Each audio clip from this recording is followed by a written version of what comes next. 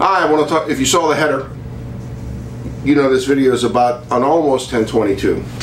This is a Ruger 1022. Nothing special about it. A stainless one in a Magpul stock. This one, you would think is a Ruger 1022. It is not. This is an AMT Lightning. The AMT Lightning was made by a company by AMT that they basically stole the 1022 design without paying any licensing fee. What I like about the AMT Lightning, first of all, this was a gift from an old friend of mine named George, who doesn't even live in this country anymore. His father gave this to me. So shout out to George.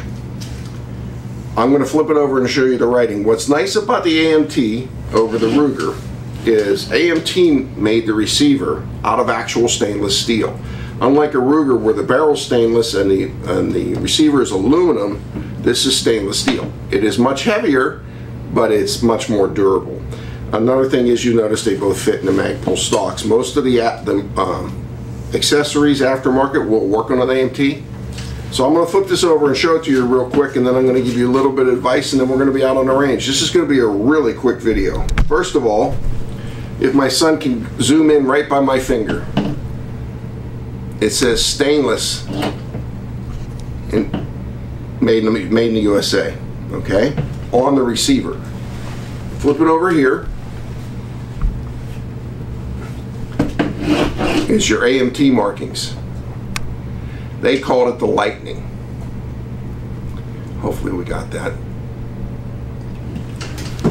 Why am I showing you this? Well, first of all, these do come up for sale pretty regularly. They made a fair amount of them. Are they worth the price of a 1022? To me, they're worth more.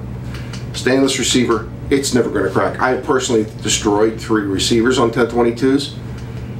Although this one's kind of rare, I don't think this is going to break a stainless steel receiver.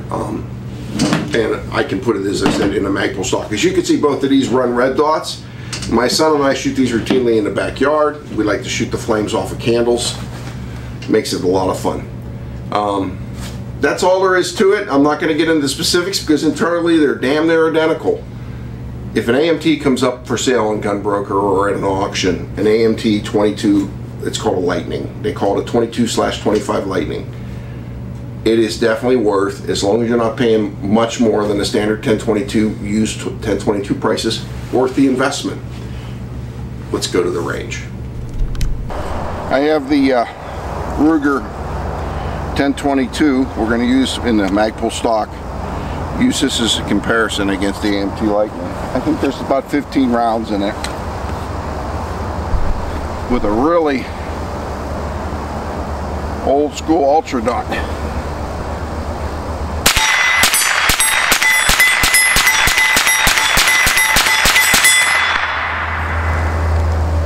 You really can't mess with something like this. Alright, I'll be back in a second with the AMT.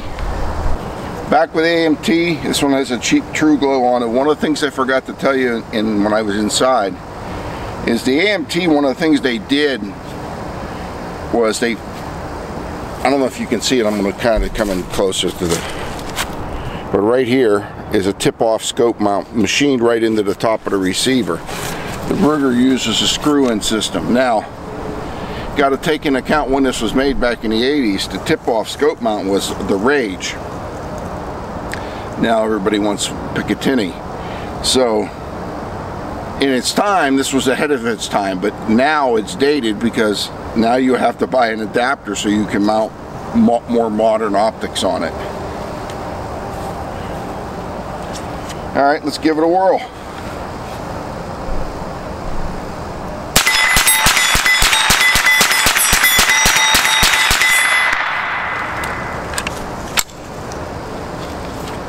To be truthful, they shoot the same. If anything, this shoots a little softer because it's a little heavier.